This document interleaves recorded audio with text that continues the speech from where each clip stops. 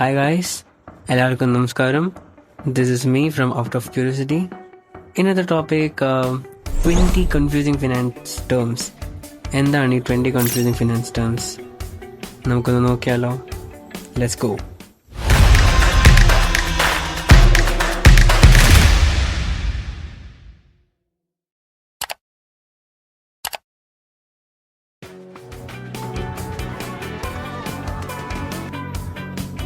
Okay, അപ്പോൾ first topic എന്താ? Fixed cost versus variable cost. ഇത് ഫിക്സഡ് കോസ്റ്റ് എന്താ? Stays the same regardless of the production. Examples rent and salaries. അപ്പോൾ ഇതൊരു എക്സാമ്പിളായിട്ട് എന്താ പറയാം, നമുക്ക് ഒന്ന് ഇമാജിൻ ചെയ്യാം, ഒരു ബിരിയാണി കട. ബിരിയാണി കടയ്ക്ക് വേണ്ടി നമുക്ക് സ്ഥലം വേണം. സ്ഥലം നമ്മൾ റെൻറ്റിനെടുത്തു. ഓക്കെ, അപ്പോൾ നമ്മൾ പെർ മന്ത് ഒരു 50,000 രൂപ റെൻറ്റിന് കൊടുക്കണം. ബാക്കി ഒരു കുക്കുണ്ട്, ഒരു വെയിറ്ററുണ്ട്, ഒരു ക്ലീനറുണ്ട്.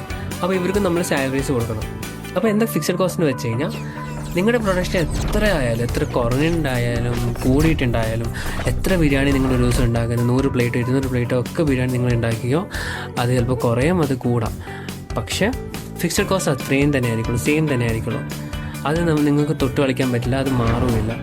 നിങ്ങൾക്ക് നിങ്ങളുടെ എംപ്ലോയീസിനോട് പറയാൻ പറ്റുമോ, നിങ്ങൾക്ക് നിങ്ങളുടെ ഷെഫിനോട് പറയാൻ പറ്റുമോ, വെയിറ്ററിനോട് പറയാൻ പറ്റുമോ, ഞാൻ എൻ്റെ സാലറി കട്ടാക്കുക, അല്ലെങ്കിൽ റെൻറ്റ് നിങ്ങൾക്ക് കുറയ്ക്കാൻ പറ്റുമോ? പറ്റില്ല. അപ്പം അതിനാണ് ഫിക്സഡ് കോസ്റ്റ് എന്ന് പറയുന്നത്. ഇതിന് നേരെ ഓപ്പോസിറ്റാണ് വേരിയബിൾ കോസ്റ്റ്. വേരിയബിൾ കോസ്റ്റ് എന്താ? Changes with production volume. Examples raw materials and electricity. ഇതിനും ഒരു എക്സാമ്പിളായിട്ട് ഞാൻ പറഞ്ഞുതരാം. നിങ്ങളൊരു മില്ലിൽ പോയിട്ടില്ലേ? മില്ലിൽ നിങ്ങൾ ഗോതമ്പ് പൊടിപ്പിക്കുന്നു, അരിപ്പൊടി അല്ലേ, അരി പൊടിപ്പിക്കുന്നു, എല്ലാം പൊടിപ്പിക്കുന്നു. അപ്പോൾ ഇതിലെന്താ പ്രത്യേകത? നിങ്ങൾ എത്രയാണോ ആ ആൾക്ക് ആ അരി കിട്ടുന്നത്, പൊടിപ്പിക്കാൻ പറ്റുന്നത്, അന്ന് ആൾക്ക് നല്ല വരുമാനം കിട്ടും.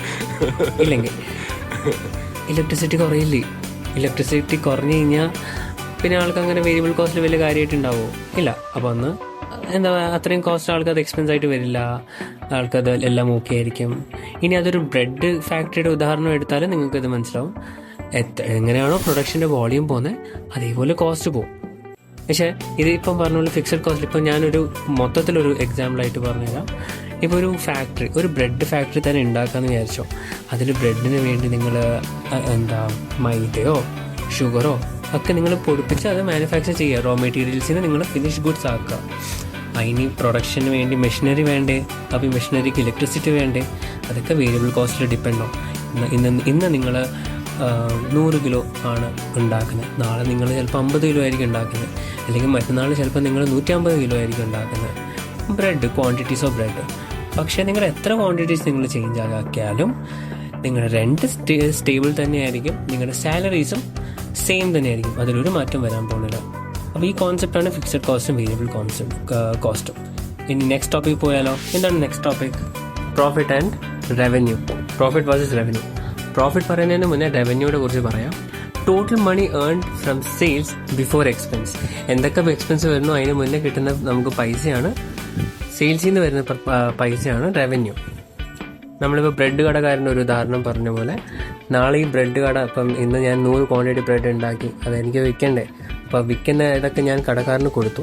അപ്പോൾ ഈ കടക്കാരൻ എന്താ, എനിക്ക് പൈസ തരും അല്ലേ? അപ്പോൾ എനിക്ക് ഒരുപാട് എക്സ്പെൻസ് ഇല്ല. എനിക്ക് എൻ്റെ ഇലക്ട്രിസിറ്റിയുടെ ബില്ല് കൊടുക്കണം, എനിക്ക് എൻ്റെ വർക്കേഴ്സിനൊക്കെ സാലറി കൊടുക്കണം.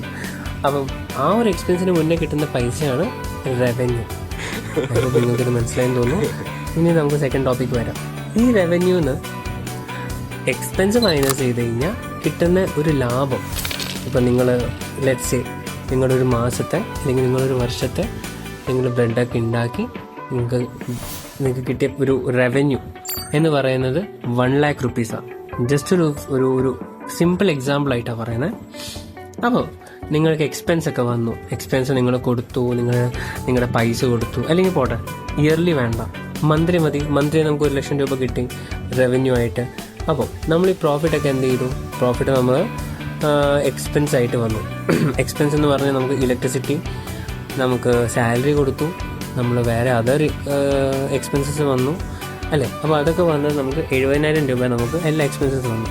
അപ്പോൾ ഈ 1 lakh മൈനസ് എല്ലാം എക്സ്പെൻസ് അല്ലേ? അപ്പോൾ എല്ലാ എക്സ്പെൻസ് എന്ന് പറയുമ്പോഴത്തേക്ക് ഒരു 70,000 rupees അല്ലേ? അപ്പോൾ അത് മൈനസ് കിട്ടുന്ന എത്രയായി? ബാലൻസ് എത്രയായി? 30,000 rupees. ഈ 30,000 റുപ്പീസിനെയാണ് പ്രോഫിറ്റ് എന്ന് പറയുന്നത്. ഇതൊരു കൺഫ്യൂസിങ് ടേം ആണോ? I don't know. എനിക്ക് തോന്നുന്നില്ല ഇതൊരു കൺഫ്യൂസിങ് ടേം ആയിട്ട്. നിങ്ങൾ കമൻറ്റിൽ പറ, നിങ്ങൾക്ക് ഇത് കൺഫ്യൂസിങ് ആയിട്ട് തോന്നുന്നുണ്ടോ? പ്രോഫിറ്റ് എന്താണെന്ന്, റവന്യൂ എന്താണെന്ന്. It's simple. നിങ്ങൾക്ക് വിറ്റിട്ട് കിട്ടിയ കാശാണ് റവന്യൂ. നിങ്ങളെല്ലാം നിങ്ങളുടെ ചിലവുകളും മാറ്റി, നിങ്ങളുടെ ചിലവുകളൊക്കെ ഡിഡക്റ്റ് ചെയ്തിട്ട് അല്ലെങ്കിൽ മൈനസ് ചെയ്തിട്ട് കിട്ടിയൊരു എമൗണ്ട് ആണ് profit. I hope you guys are understanding my concept. Okay guys, വീഡിയോസൊക്കെ കുറച്ച് വലുതാണ്. സോ നമുക്ക് നെക്സ്റ്റ് പാർട്ടിൽ ബാക്കി എക്സ്പ്ലെയിൻ ചെയ്യാം. ഹലോ മിസ്റ്റർ വിൽബ്രഡ് ഡിസൂസ, ഫോൺ എടുക്ക്. ബ്ലാറ്റി ബാസ്റ്റർഡ്, ഫോൺ എടുക്കാൻ. എന്നെ ധിക്കരിക്കാനാണ് നിന്റെ ഭാവമെങ്കിൽ നിന്റെ അമ്മയും പെങ്ങളും എന്റെ കസ്റ്റഡിയിലിരിക്കും.